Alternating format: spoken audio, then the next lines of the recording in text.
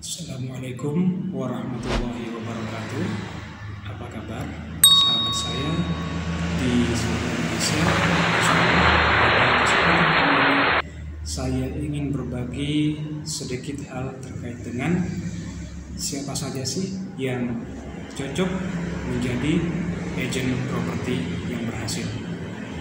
Nah, dalam kenyataannya teman-teman biasanya ketika kita menawarkan kepada mereka untuk menjadi seorang agen properti, maka ada dua alasan yang biasanya mereka ajukan, minimal dua alasan.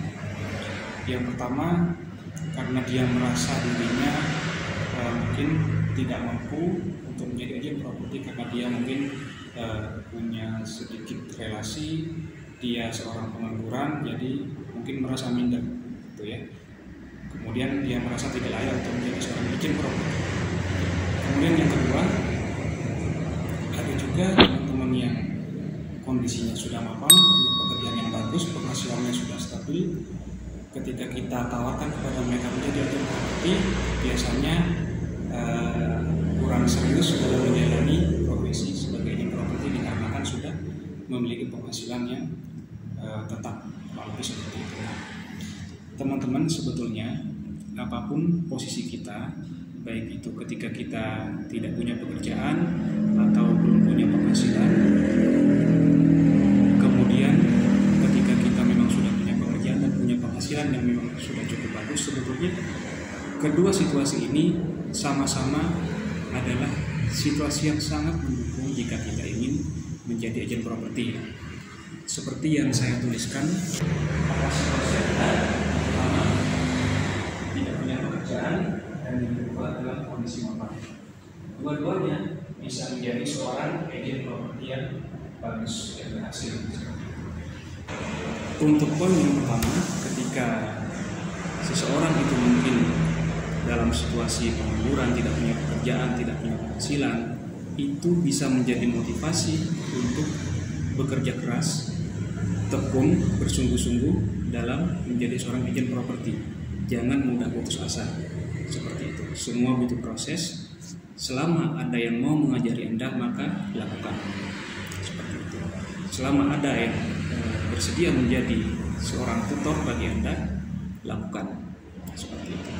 Kemudian di posisi yang kedua, ketika seseorang itu berada di posisi mapan, punya penghasilan, nah, apakah kita tidak ingin punya penghasilan tambahan, di mana kita hanya meluangkan mungkin tidak terlalu banyak waktu untuk sharing informasi tentang properti, share iklan di media sosial, share tentang informasi properti ke teman-teman kita, ke rekan kerja kita, dan lain sebagainya. Nah, hanya seperti itu saja kita sudah punya potensi untuk memiliki penghasilan tambahan dari properti, seperti itu teman-teman. Jadi sebetulnya tidak ada alasan untuk menjadi gagal dalam profesi agen properti, seperti itu teman-teman. Memang ketika baru pertama kali bergabung menjadi agen properti, kita memang harus memiliki kesabaran untuk berproses, teman-teman. Pengalaman saya pribadi, ketika pertama kali saya masuk di dunia properti, waktu itu di awal tahun 2019, saya baru bisa closing kurang lebih 11 bulan kemudian. Baru setelah itu saya bisa closing secara rutin hingga detik ini. Ini saya di dunia properti dari 2019 sampai 2021, ini Desember ya, kurang lebih 2 tahun ya. Dalam proses itulah kita harus bersabar. Jangan ketika baru sebulan 2 bulan kita bergabung, belum dapat bayar, belum ada yang survei lokasi dan lain sebagainya. Ada yang survei lokasi sudah beberapa orang, tetapi belum ada yang deal, belum ada yang closing. Ujiannya adalah di tahap awal seperti ini. Jika teman-teman mau bersabar, mau berproses, lama-kelamaan Anda akan semakin menguasai produk knowledge atau pengetahuan tentang properti. Bicara Anda akan semakin bagus, cara Anda untuk mengarahkan orang untuk membeli properti kepada Anda akan semakin baik. Kemudian akan semakin banyak juga orang yang mengenal Anda sebagai agen properti. Nah, Setelah itu semua terjadi, maka Anda tinggal panen saja hasilnya, seperti itu teman-teman. Jadi memang perlu proses, butuh waktu untuk menjadi seorang agent properti yang berhasil, tidak bisa instan teman-teman. Maka dari itu harus kita mulai sedini mungkin. Kenapa? Yaitu tadi, karena kita butuh proses untuk branding diri kita sebagai agent properti, untuk dikenal orang sebagai agent properti. Tidak bisa kita berharap sebulan gabung jadi agent properti langsung berhasil, langsung closing, langsung dapat komisi jutaan atau puluhan juta. Nah, kalau ekspektasi kita seperti itu, biasanya kita akan mudah putus asa, kita akan mudah menyerah. Wah, saya sudah 2 bulan kok belum closing ya di properti ini, kayaknya nggak cocok deh, kayaknya bukan rezeki saya deh di properti ini. Jangan berprasangka buruk seperti itu teman-teman. Harus tetap positive thinking, harus yakin, terus jalani secara kontinu ya. Kita harus bisa istiqomah, kita harus bisa konsisten untuk merasakan atau mendapat hasil dari bisnis properti itu sendiri. Ini apa yang saya ceritakan tadi adalah pengalaman pribadi saya. Jadi sejak awal tahun 2019 itu saya dikenalkan untuk masuk di dunia properti oleh seorang kawan saya, sekaligus juga sudah saya dapatkan sendiri, yang memang saat ini beberapa bulan yang lalu beliau wafat beberapa bulan yang lalu, tidak perlu saya ceritakan detailnya. Akan tetapi dari apa yang beliau ajarkan itu sangat-sangat saya rasakan manfaatnya saat ini. Seandainya saat itu saya menolak untuk beliau ajak untuk diajari bisnis properti, mungkin sampai detik ini pun saya belum bisa apa-apa di dunia properti seperti itu ya. Jadi ketika ada seseorang yang berbaik hati mengajak Anda, menunjukkan peluang kepada Anda untuk masuk di bisnis properti, jangan terburu-buru menolak. Pelajari dulu, terima ajakannya, ikuti pelatihan-pelatihan bersama orang tersebut, praktekkan apa yang Anda dapatkan dari pelatihan-pelatihan itu. Seiring berjalannya waktu, Anda akan semakin mahir, Anda akan dicari orang. Tuh, teman-teman ya. Sekali lagi, itu adalah pengalaman pribadi saya.